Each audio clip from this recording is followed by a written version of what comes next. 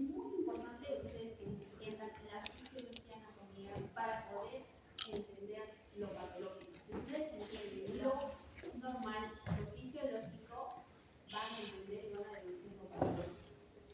Entonces, si sus bases en fisiología son buenas, lo demás va a ser más rápido aprender y entender.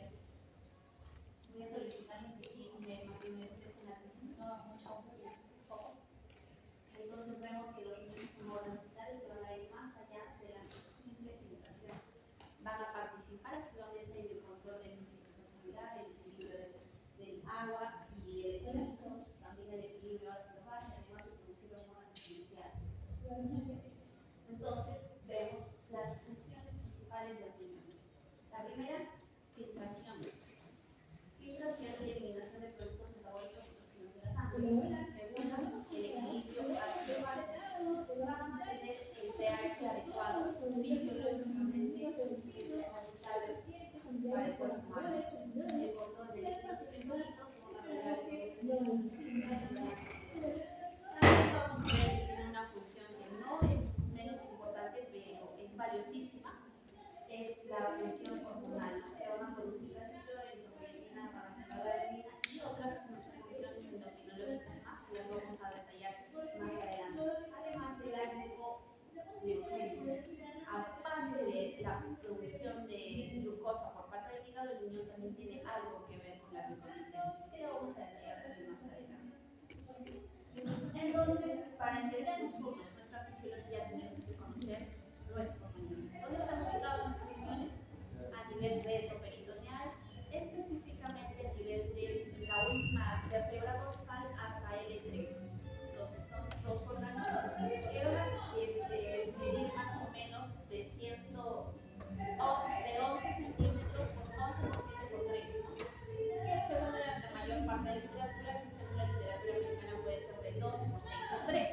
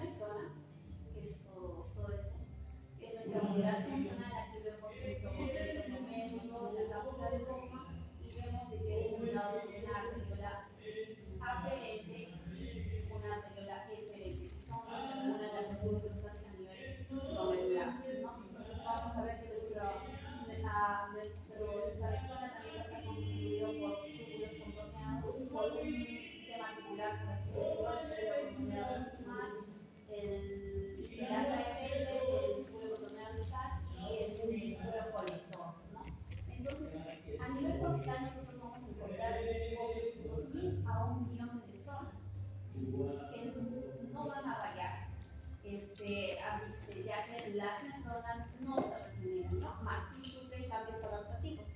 Por ejemplo, los pacientes que nacen con un solo riñón, por lo general tienen una vida normal, sí tienen un menor número de neuronas, a diferencia de una persona que tiene dos riñones, pero ese único riñón compensa con cambios adaptativos de tal forma de poder llevar una vida normal. Y ahí vemos, como les estaba comentando, la hospitalización renal, que es muy importante. Entonces, vamos a ver que nuestro riñón no va a tener todo este sistema de vasculatura, ¿no?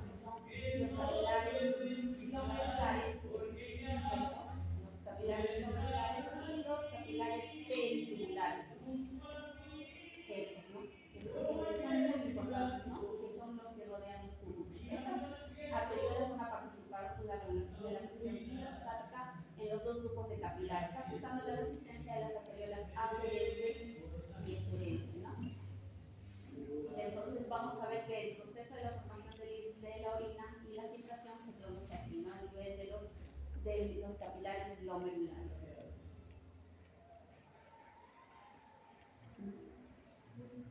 Vamos a ver que entender la función renal es amplia, pero se podría decir que el concepto que mejor refleja la función renal sería la capacidad para mantener la homeostasis líquida en nuestro organismo a través de la capacidad para depurar sustancias que circulan en el plasma sanguíneo. Ya lo mencionamos, regulación del agua, control del volumen de líquidos corporales, la composición iónica que va a mantener el balance de electrolitos esenciales y el equilibrio ácido-base principalmente, ¿no? Y mediante la producción de orina, ¿qué es lo que se va a eliminar o depurar? Va a ser productos de desecho como la urea, que es un producto de catabolismo de proteínas, el ácido úrico, que es derivado de ácidos nucleicos, la retinina principalmente es producto de la actividad muscular, productos de hemoglobina como la mioglobina, entre otros productos de degradación, drogas y químicos, ¿no? Entonces hay muchos fármacos, muchos químicos que se eliminan por vía renal. Y para entender ahora nuestro proceso de formación de la orina, tenemos que ver cómo es que se da el filtrado glomerular, que como les comenté, se da a nivel de nuestro glomérulo. Aquí vamos a ver nuestros capilares glomerulares, que es nuestros anteriores aferentes y adyacente a nuestra anterior aferente, vamos a ver el aparato electrostático glomerular o la máquina de también conocido, ¿no? Cada minuto aproximadamente 1200 mililitros de sangre van a fluir hacia los glomérulos renales, de los cuales 650 mililitros son plasma.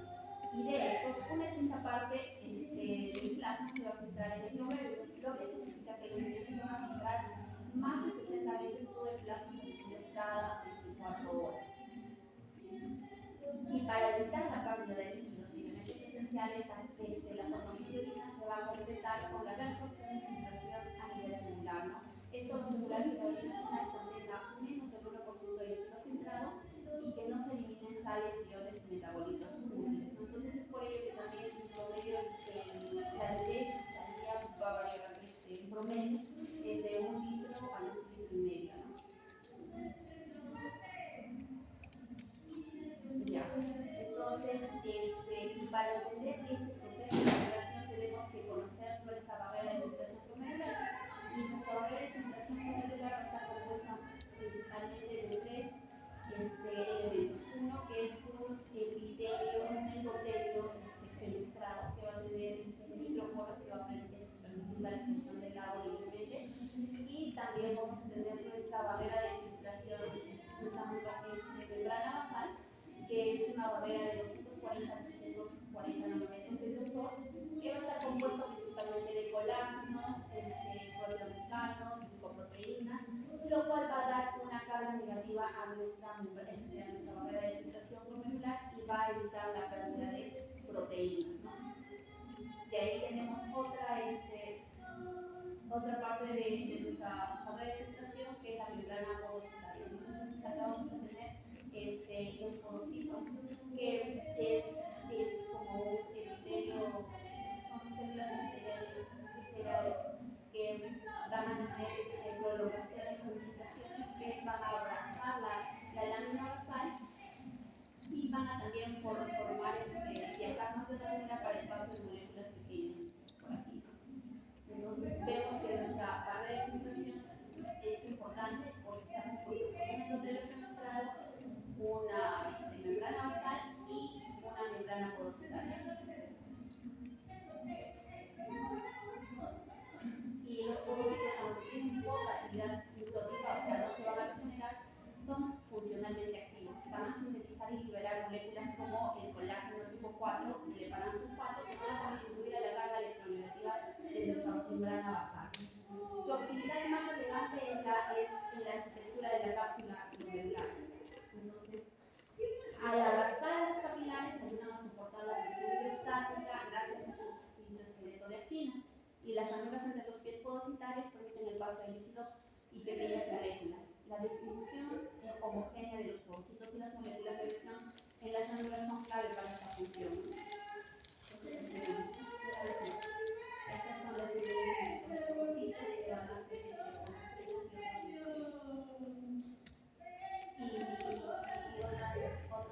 que van a permitir la unión entre ambos podocitos. Y como resultado van a moléculas de 3 nanómetros como el agua, glucosa y aminoácidos atraviesan sin filtro, sin dificultad a través de estas ranuras podocitarias, ¿no? Mientras que las proteínas y oligometalinatos van a permanecer en la sangre manteniendo la presión coloidal osmótica. Entonces recordemos, nuestra membrana basal glomerular tiene una carga negativa, electronegativa, que es dada por los principalmente por los proteoglicanos, epanasulfato, que son producidos principalmente por el podocito.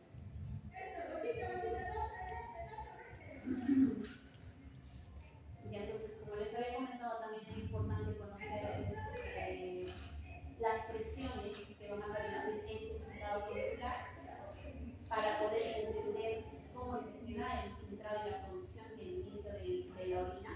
A nivel glomerular vamos a ver que tenemos tres presiones. La presión hidrostática que se da a nivel de la cápsula, la presión hidrostática también de los capilares glomerulares y la presión oncótica glomerular. Entonces, aquí vamos a ver una presión oncótica glomerular que está en contra de la presión hidrostática sanguínea y a favor también de la presión hidrostática de la cápsula, ¿no? Que va a crecer a nivel capsular, produciéndose así una presión neta de filtración de 10 milímetros de mercurio. Esta presión neta siempre tiene que ser constante para que se pueda producir la filtración y la orina, ¿no? Entonces, la fuerza principal que empuja la sangre contra la barrera de filtración, que es aproximadamente el 75%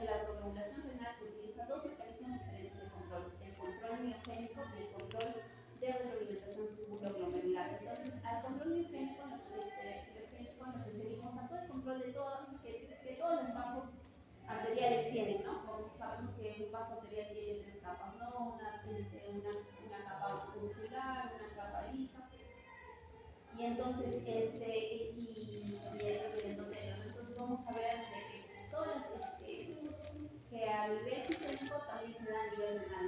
Entonces las células musculares lisas de los capilares aferentes se van a contraer o se van a dilatar en respuesta a los cambios en la presión sistémica, manteniendo así el flujo vascular. También va a haber una retroalimentación tubuloglomerular, ya que, como también vieron en una imagen previa, adyacente a la arteriola aferente está la mácula densa, ¿no? O el glomerular glomerular, que es el encargado de censar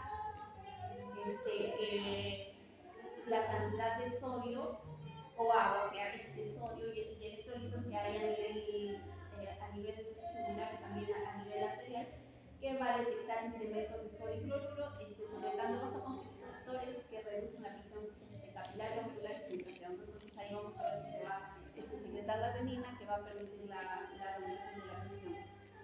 Estos mecanismos son eficaces para mantener la filtración glomerular constante en rango de presión arterial sistémica entre 80 y 180, pero no compensan fluctuaciones extremas. Entonces vamos a ver que si una persona está o tiene presiones entre 80 y 180, nuestro riñoncito va a tratar de mantener la presión glomerular constante, a pesar de que hay una presión, por ejemplo, de 180, la arteriola aferente va a disminuir su diámetro y va a disminuir el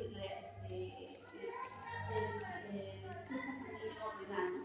Para evitar un colapso a nivel glomerular, ¿no? Entonces, las arteriola aferente y diferente trabajan muy bien a estas presiones de 80 y 180. Sin embargo, si un paciente tiene hipotensión, tiene hipovolemia, entonces ya esto va a disminuir el flujo sanguíneo renal, entonces no va a llegar el adecuado flujo sanguíneo a nivel glomerular y esto va a producir un daño renal, que supongo que también ya lo han visto más o menos en la renal aguda, ¿no? Entonces ya nuestro riñoncito pierde esa capacidad a presiones menores de 80.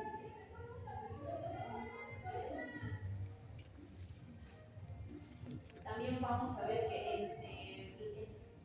hay otros factores que son los reguladores extrínsecos. Cuando la autorregulación intrínseca es insuficiente, o sea, la biogénica o la producción de veterinaria es insuficiente, entran en juego mecanismos sistémicos para preservar la función renal y la homeostasis general del cuerpo. Estos van a ser los mecanismos neurogénicos, o sea, el sistema nervioso simpático va a controlar la homeostasis vascular sistémica. En casos de volumen de líquido extracelular extremadamente bajo, o sea, por ejemplo, el shock hipovolémico, que provoca vasoconstricción general, limitando el flujo sanguíneo glomerular y pudiendo dañar los riñones, ¿no? Entonces, también el otro regulador extrínseco es el sistema renal angiotensina, aldosterona. Ante una caída importante de la presión sistémica, la secreción de renina va a anular la capacidad de regulación intrínseca, y esto ocurre por la retroalimentación que a nivel del sistema nervioso simpático y por inhibición de la producción de vasoconstrictores por la célula de la mácula densa. Entonces acá vemos nuestra activación del sistema renina aldosterona, que también ya supongo que lo han utilizado varias veces y también ya lo entienden más o menos, ¿no? Que a nivel renal lo que va a hacer la renina va a ser activar la angiotensina 1 para actuar a nivel de la angiotensina 1 para que por una enzima convertidora de angiotensina se active la angiotensina 2 y esa a la aldosterona, y así la absorción de sodio y por ende la absorción de agua y la eliminación de potasio, ¿no? Ya, entonces, hemos visto cómo es que se da la filtración, qué factores son importantes para nuestro proceso de formación de la orina, y esto va a ser necesario para mantener una tasa de filtración glomerular constante en las personas. ¿Y qué es la tasa de filtración glomerular? Es la cantidad de filtrado glomerular formado por minuto en ambos riñones. La tasa de filtración glomerular normal en hombres es de 125 mililitros por minuto y en mujeres es de 105 mililitros por minuto. Y esto se da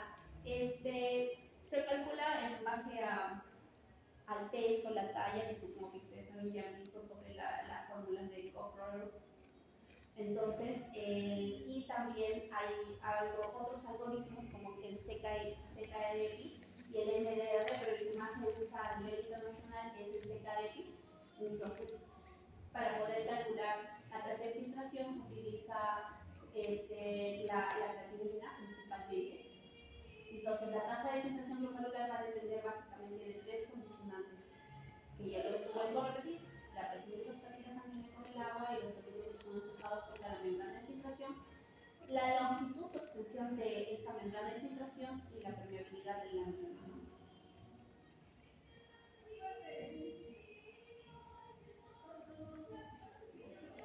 Entonces, vamos a ver,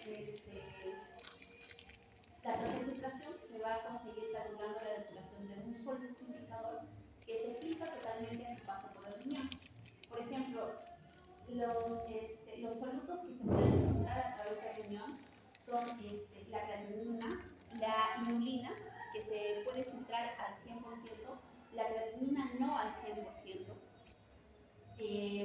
Y estos solutos no deben de ser sometidos a ningún proceso de secreción ni de reabsorción a nivel tubular.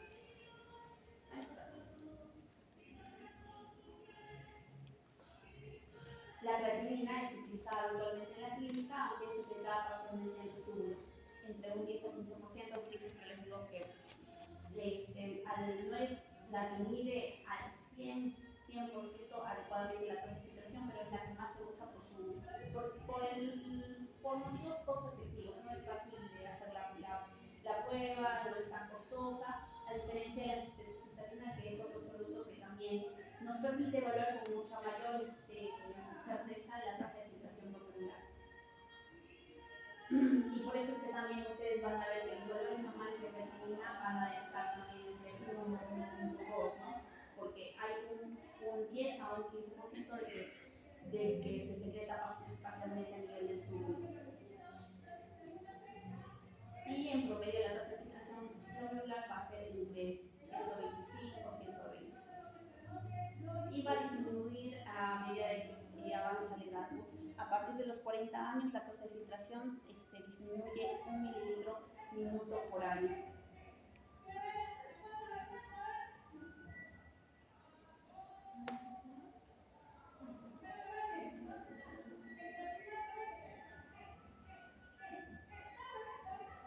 Entonces, cada 22 minutos todo el plasma sanguíneo es filtrado en los glomérulos, sumando 180 litros al día.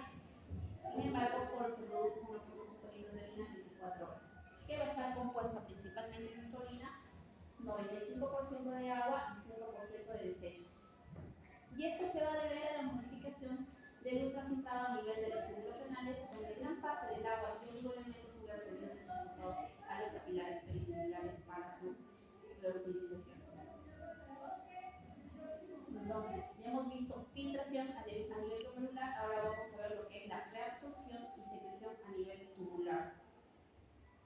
Entonces, vamos a ver que cada parte de nuestro túbulo cumple funciones específicas y distintas a cada región. Entonces, vamos a ver que va a haber un proceso de reabsorción, que es la recuperación de agua, iones y nutrientes útiles para el organismo, y también vamos a ver un proceso de secreción, que es la eliminación de sustancias no útiles desde los capilares al túbulo, ¿no? Entonces, estos procesos de reabsorción y secreción tubular van a ser adaptativos y van a variar según las necesidades fisiológicas. Los solutos importantes, como la glucosa, se los supera completamente, mientras que la mayoría de las toxinas son secretadas y no reabsorbidas. Prácticamente todos los nutrientes orgánicos, glucosa, aminoácidos, se reabsorben por completo para mantener concentraciones plasmáticas normales. Entonces, a nivel de nuestro túbulo con torneo proximal, se va a dar el mayor porcentaje de la absorción, por así decirlo, del 99% de glucosa, 70% de agua, así también el 70% de sodio y cloro, y la totalidad de aminoácidos y otros oligoelementos esenciales.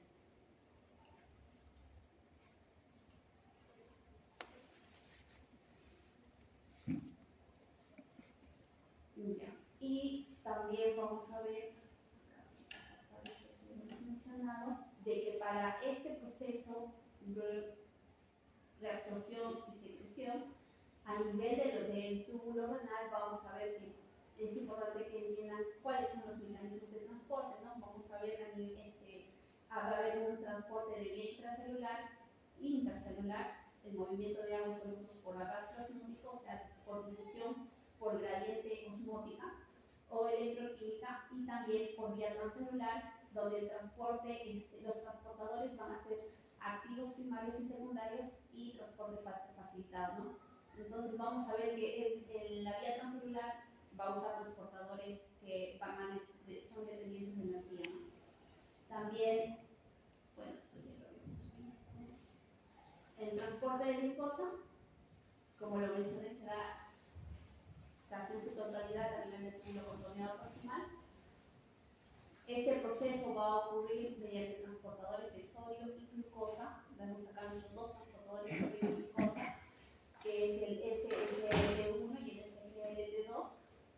El 90% se reabsorbe en el túbulo proximal contorneado, aquí, y el 10% restante en el segmento recto del túbulo proximal. El SGLT2 va a utilizar el movimiento de sodio por el gradiente electroquímico para introducir glucosa en la célula, que luego es extraída al compartimiento intravascular, y el valor máximo de transporte de glucosa es de 320 miligramos por minuto, con un umbral renal de 180 miligramos por decilitro. Por encima de este valor de 180 miligramos por decilitro es que ya vamos a ver glucosuria en los exámenes de orina. Entonces, recuerden siempre estos dos, este transportador, que es el SGLT1, SGLT2, ya que en la actualidad se está usando inhibidores de la SGLT, de estos transportadores, para poder para producir normoglicemia en pacientes diabéticos, para disminuir la pérdida de proteínas, y también para ralentizar la pérdida de la función renal, ¿no? Entonces, supongo que han escuchado sobre los dapaglifosina, empaglifosina. Entonces estos son los que están en boga actualmente, ¿no? Y es porque actúan aquí a este nivel, ¿no? Produciendo glucosuria y manteniendo la normoglicemia a nivel vascular, ¿no? Entonces acuérdense de esos, los SGLT1, que son importantísimos. Entonces, una vez más, vemos transporte máximo 320 miligramos por minuto. El umbral de saturación 180, más de 180 hay glucosuria. Ya, entonces ya vimos sobre lo que es la reabsorción de glucosa a nivel del túbulo proximal. También a nivel del túbulo proximal va a haber reabsorción de agua, más del 90% de agua filtrada se va a recuperar, y el resto se va a ajustar a las necesidades del organismo, sobre todo a nivel del túbulo distal y con colector.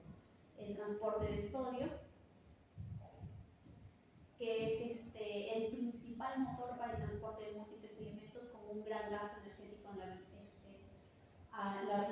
proximal, ¿no? Entonces aquí vemos nuestro túbulo contorneado proximal, y aquí vemos la membrana apical, la membrana vasolateral, y aquí vamos a ver cómo es que por el acople de estos transportadores a esta bomba sodio-potasio es que van a activarse el sodio, el intercambiador sodio-hidrogenión, el cotransportador sodio-glucosa, el sodio con aminoácidos. Entonces, el sodio juega un papel muy importante para la reabsorción no solo de agua, sino también de glucosa y de otros oligoelementos o aminoácidos.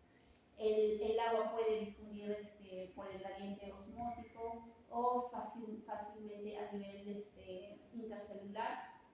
También van a haber canales de sodio para su reabsorción, canales de cloro y canales de agua solos, ¿no?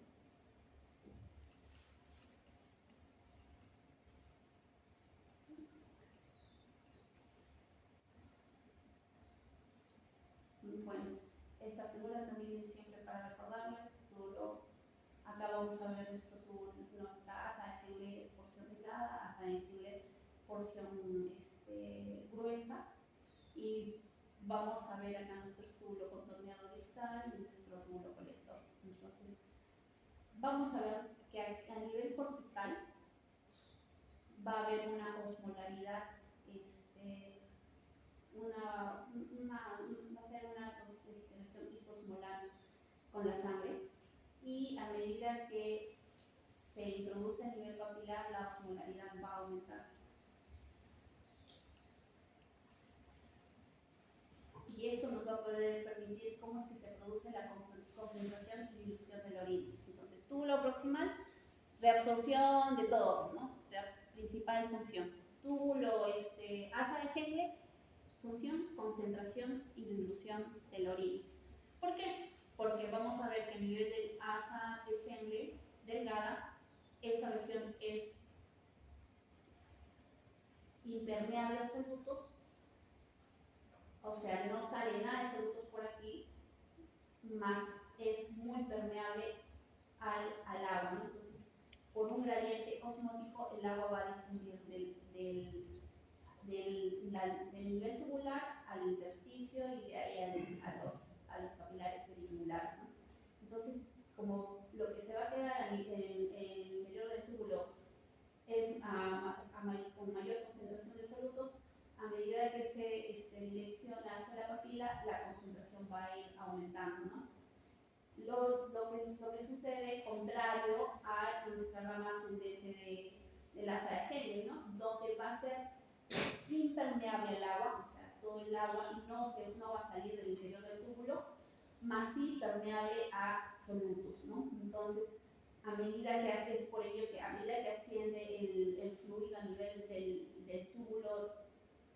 del túbulo, la concentración va a ser menor, ¿no? Entonces, siendo así que al finalizar el túbulo, al finalizar la salida por el asa de Henle, la concentración va a ser hiposmótica, ¿no? Entonces, aquí acá también recordarles que a nivel del asa gruesa de Henle vamos a tener nuestro famoso cotransportador sodio-potasio 2-cloros, ¿no? Que es muy importante para que se pueda dar todo esta gradiente de concentración. Y que también es punto activo de la furosemida, ¿no? Y entonces, como les estaba explicando, entonces vamos a nivel cortical, va a ser un fluido isosmótico, y a medida que se introduce a la papila, la osmolaridad aumenta, y a medida que sube por la asa de Henle ascendente, la concentración disminuye, ¿no? Siendo una zona hiposmótica. Y es por ello que a todo este sistema se le reconoce como el sistema multiplicador a contracorriente, ¿no? Porque va contra la corriente. A medida que se introduce la papila, aumenta la concentración. A medida que asciende y sale de la papila glomerular, la concentración disminuye, ¿no? Y esto va a ser gracias a que a nivel intersticial va a haber un gradiente de concentración, y también gracias a nuestros vasos rectos, son nuestros capilares periculares que van a tratar de mantener esta concentración.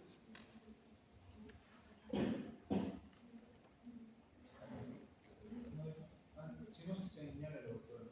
Señala el doctor. Ya, pues entonces, hemos visto túbulo proximal, reabsorción principalmente, asa de Henle, concentración y dilución de la orina, y a nivel del túbulo distal y colector, lo que va a suceder es reabsorción de elementos. De estos elementos se va a regular según los requerimientos homeostáticos o según necesidades, ¿no?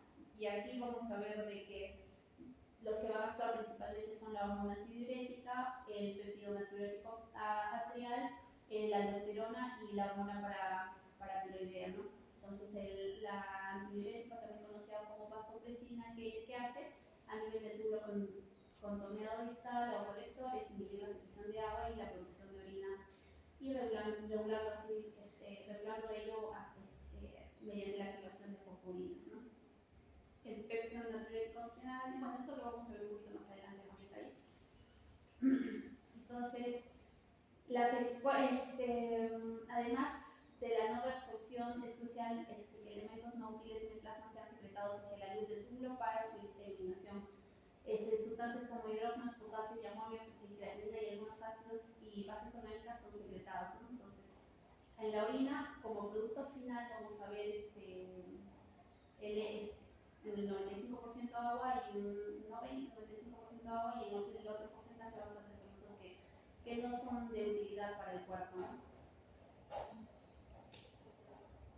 Ya hemos visto entonces, recordemos a nivel glomerular, filtración, túbulo contorneado proximal, reabsorción, asa de Henle, tanto descendente como ascendente, concentración y dilución de la orina.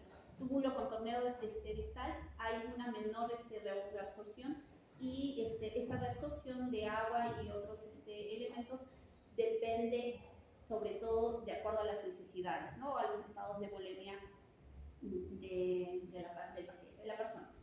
Entonces, vemos que es la función principal del riñón, ¿no? Que es la producción de orina y eliminación de sustancias de desecho. De ahí vemos otra función muy importante que es la regulación del equilibrio ácido-base. Entonces, vamos a ver que nuestro riñoncito va a mantener un pH constante dentro de un rango fisiológico mediante la regulación de moléculas que van a ser de tampón, disminuyendo así la carga ácida y alcalina de la sangre. Entonces, nuestro principal tampón que va a regular la acidez y va a mantener el pH constante es el bicarbonato, ¿no? Es el bicarbonato. Es nuestro tampón más importante, bicarbonato CO2. Pero a medida que se produce un bicarbonato, son también las imágenes, va a haber también la producción de un hidrogenio. Se produce bicarbonato, se produce un hidrogenio.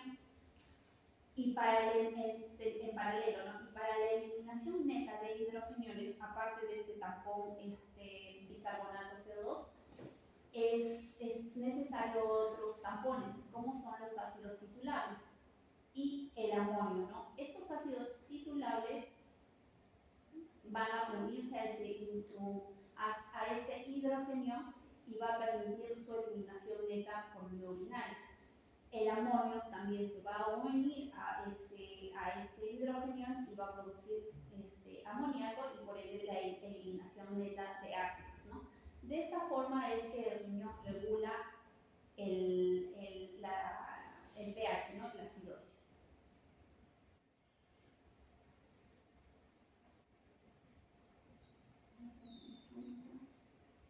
Entonces vamos a ver que nuestro tampón más importante es el bicarbonato, vamos a ver que el bicarbonato se reabsorbe también a nivel del túbulo proximal, 70% a nivel del túbulo proximal, y el bicarbonato va a reabsorberse.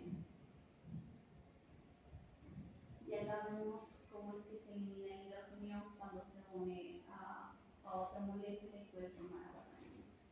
También esto proceso de absorción puede darse a nivel del asa de Henle en menor proporción y también a nivel del túbulo contorneado distal, ¿no? Entonces, ¿cómo va a lograr nuestro riñón el pH mantener un equilibrio ácido-base? Es principalmente mediante la producción, filtración y reabsorción de bicarbonato. Y los otros aniones titulables y los no titulables como el amonio. Entonces ahora vamos a verla. ¿Hasta aquí alguna pregunta, chicos? Porque como que ya esto era agua, electrolitos, ácido base, así algo en general, porque esto lo de ácido base es amplio, ¿no? Para hablar todo lo que es regulación. ¿Nada? Ya, entonces ya hemos visto las principales funciones del riñón y ahora vamos a ver la función endocrina del riñón.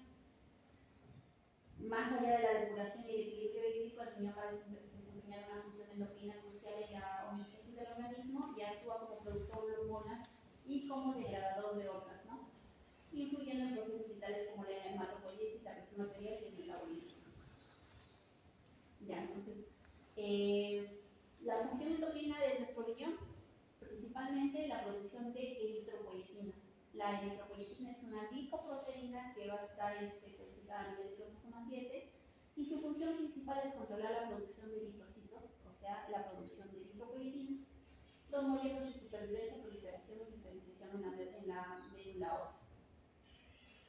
La eritropoyetina se produce a nivel renal, aproximadamente en el 90%, a nivel de los fibroblastos intersticiales de la corteza renal. Su síntesis es regulada a nivel de transcripcional por factores inducidos por hipoxia, ¿no? Entonces, si es que el riñón no funciona, nuestra corteza renal estaría dañada o fibrosada, no va a haber producción de eritropoyetina. Y si no hay producción de eritropoyetina, no hay producción de glóbulos rojos.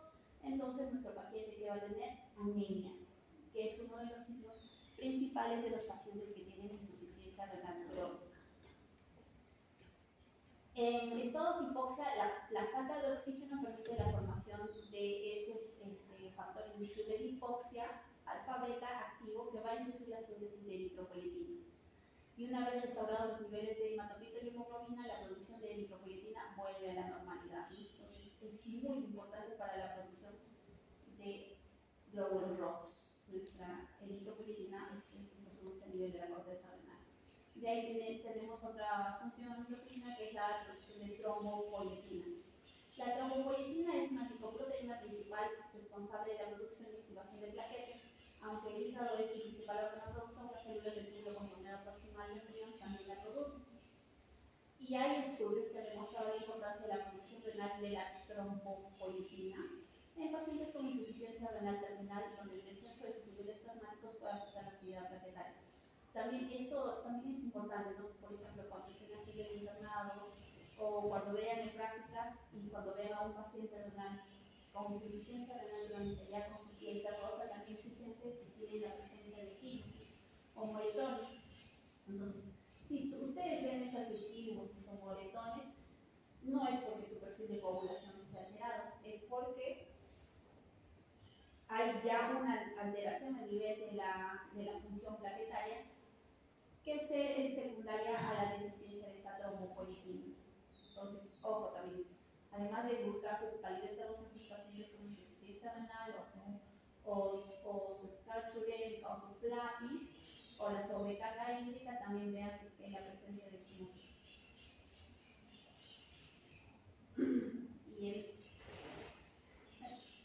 Entonces, y de ahí vemos la producción de renina y regulación de la presión sanguínea, que es la renina que es producida por las células glandulares de la aferente, que va a catalizar al angiotensina 2 en angiotensina 1, ¿no?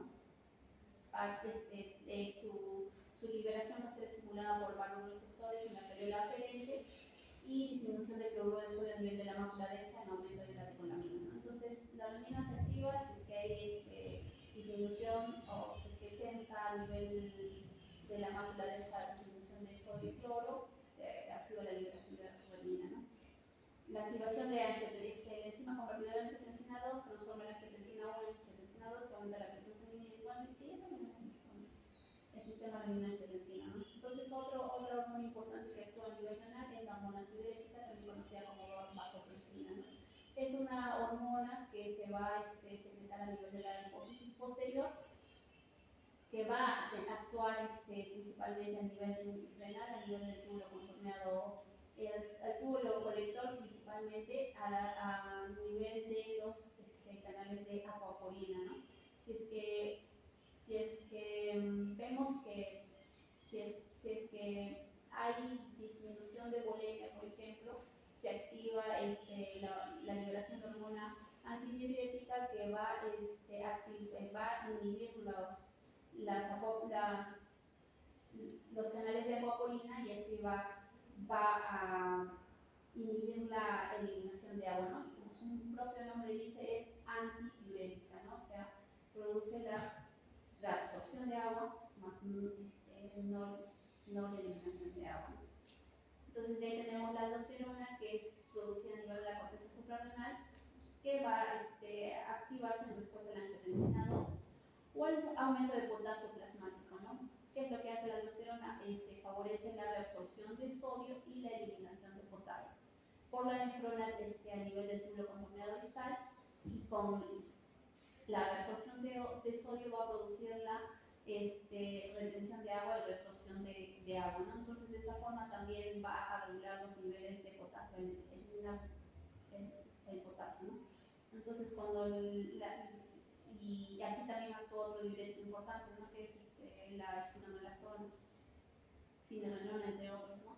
Que va a inhibir esta reabsorción de sodio y eliminación de potasio, y por ende van a producir una diuresis, y aumentan la diuresis, más aumentan la concentración de potasio a nivel intravascular, produciendo así hipercalía, ¿no?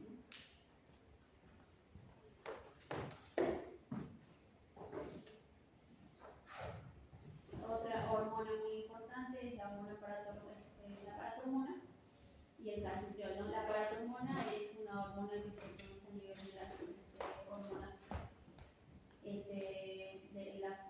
de las glándulas paratiroides, cuya función principal es la regulación de calcio, ¿no? Mantener la calcemia dentro de rangos fisiológicos y aceptables para el ser humano, ¿no? Entonces, es un péptido de 84 aminoácidos secretado en las glándulas paratiroideas. Va a aumentar la concentración de calcio en sangre y líquido extracelular, y disminuye los iones de fósforo, ¿no? Actúa a nivel del túbulo contorneado distal y colector, produciendo la reabsorción de calcio principalmente, ¿no? Entonces, la vitamina D, que es sintetizada a partir de la luz solar, se va a hidroxilar en el hígado y luego viene al riñón para ser activada, o sea, y también hidroxilada, y convertirse en calcitriol, ¿no? Y el calcitriol tiene la principal actividad del calcitriol es modular el balance calcio-fósforo, incrementando la calcemia al mover el metabolismo óseo y la absorción de calcio a nivel intestinal y renal. Entonces, vamos a ver que la paratormona va a trabajar con el calcitriol y también, con los niveles de calcio y niveles de fósforo, ¿no? Si vemos que hay hipocalcemia, va a aumentar la producción de paratormona para tratar de compensar esta falta o esta disminución de calcio, y por eso es que también van a haber a pacientes con insuficiencia renal con los niveles de paratormona altos, ¿no? Porque no hay esa reabsorción de calcio a nivel del túbulo distal.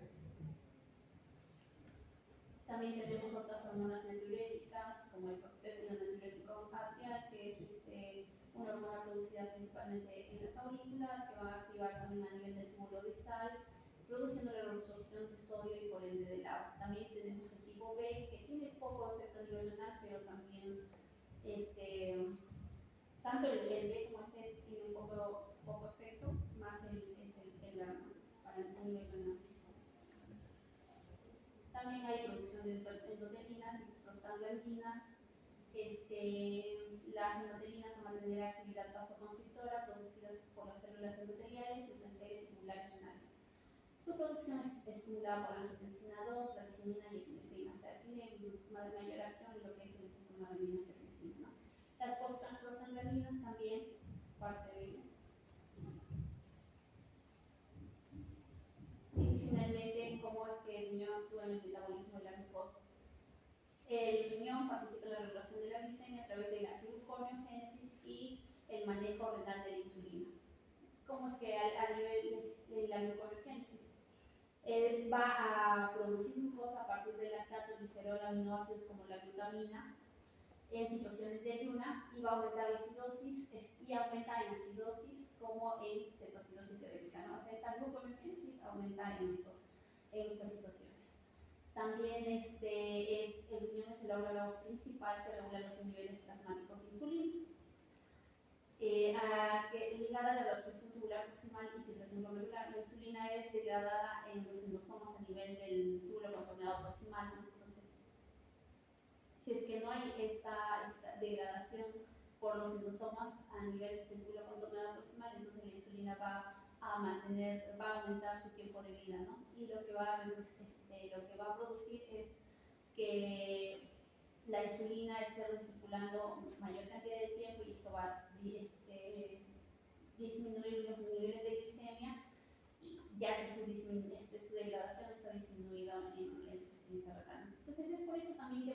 van a haber pacientes diabéticos que llegan a normalizar o a controlar la glicemia sin ningún hipoglicemiante, ¿no? Entonces es porque la recirculación de la insulina, que su tiempo de vida está aumentado, no es fácil de degradarla, que hace que los niveles de glucosa se normalicen o inclusive tiendan a la hipoglicemia en los pacientes con insuficiencia renal, ¿no? Porque esta función ya se perdió. Y por eso es que también quizás van a escuchar de que la cura de la diabetes es la insuficiencia renal. ¿Por qué? Porque ya no hay glicemia, ya no hay hiperglicemia, necesidad de antidiabéticos o el uso de insulina, porque ya la glucosa está regulada a costa de...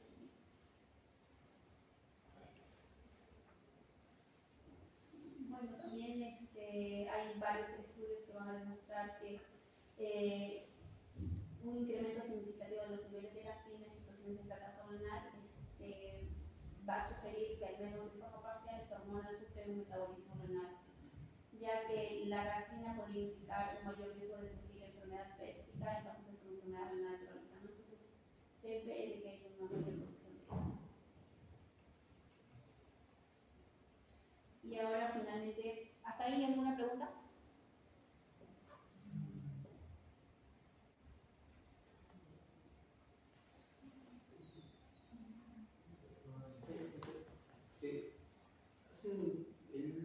Tuvimos una clase de el doctor había hablado de una claudina, no sé, que tenía proteínas que tenían una relación con el calcio. La proteína cloto. ¿Cloto? Era una claudina. O sea, lo que es la relación mineral ósea, la proteína cloto junto con el factor de fibroblasto y la paratormona se encargan de regular todo lo que es el calcio y fósforo. Pero es la proteína cloto. ¿Es en qué parte de los túbulos renales se encuentra? No, o sea, la proteína cloto se une a la paratormona. Es a nivel endocrino. No es a nivel triquesis o formación del cálculo. Entonces, vamos a ver el nivel mundial para el 2017, un análisis sistemático encontró 697.5 millones de casos de insuficiencia renal en todas las etapas para una prevalencia mundial del 9.1%. Para el 2021 se estima que 850 millones de personas en todo el mundo sufren RC y tienen una función renal dañada en forma irreversible. Bueno, actualmente es la sexta causa de muerte de más rápido crecimiento. En algunos países inclusive está llegando a ser la cuarta causa de muerte, provocando al menos 2.4 millones de muertes al año, mientras que la injuria renal aguda, que también es un impulsor de insuficiencia renal crónica, afecta a 13 millones de personas a nivel mundial. A nivel global, la prevalencia es del 11 al 13% de la población mundial, ¿no? La cual en la mayoría se va a encontrar en estadios 3. Y a nivel internacional, la RC fue responsable de 35 millones de daños de vida perdidos causados por discapacidad en el 2016. Esta prevalencia ha ido aumentando a partir del año 1990, siendo las principales causas de insuficiencia renal la diabetes y hipertensión, junto con algunas otras glomerulopatías, ¿no? Entonces recuerdo, principales causas de insuficiencia renal, diabetes, hipertensión y otras glomerulopatías y otras, ¿no? En el Perú es un serio problema de salud pública y se estima que para el 2021 más de 10 millones de personas mayores de 18 años han tenido RC desde el estadio 1 al 4, ¿no? O sea, por ejemplo, es el 10% de la población, por así decirlo, ¿no? Entonces, si acá somos 20, 2 han tenido insuficiencia renal, por así decirlo, ¿no? En algún estadio, ¿no? Tienen insuficiencia renal. Podría ser. En el Perú es claramente establecido que, al igual en el Perú también las principales causas de insuficiencia renal, diabetes, hipertensión y glomerulopatías renales. No hay otras causas, se población inscrita a nivel de Centroamérica y también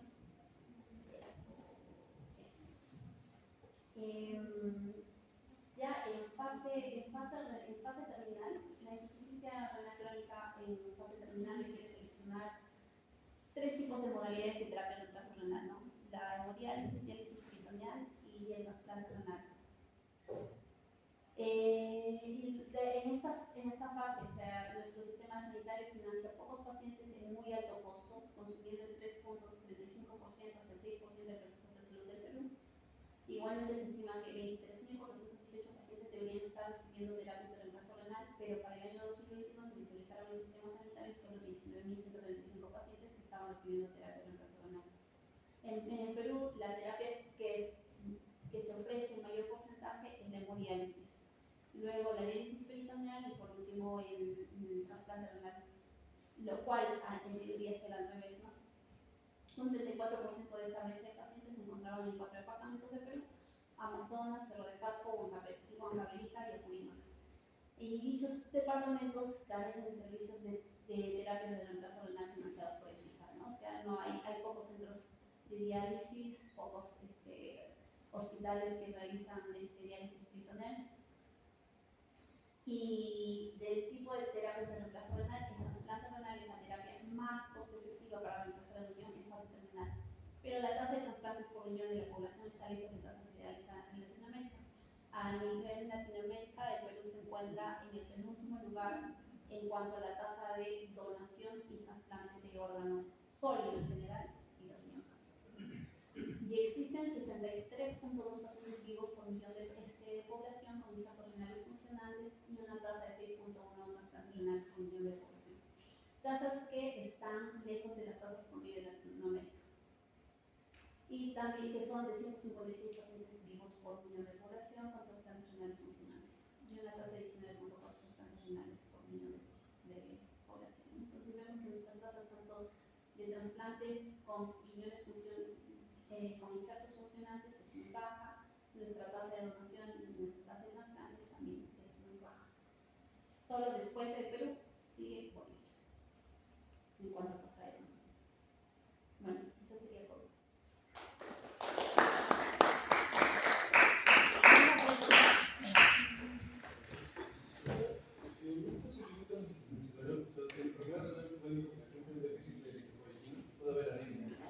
Si hay anemia moderada o ya severa, no deberíamos pensar solo en la causa de no necesita anemia leve.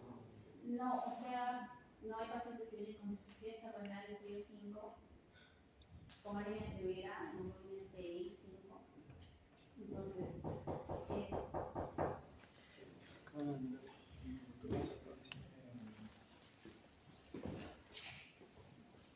Entonces, cuando tú estás en el escenario de un paciente con insuficiencia renal crónica, vas a tener parámetros que te van a permitir determinar lo que es una insuficiencia crónica versus una aguda. En una insuficiencia crónica sí se va a ver afectada la eritropoyesis en la producción de glóbulos rojos. En cambio, en una insuficiencia renal aguda no se ve afectada esa función.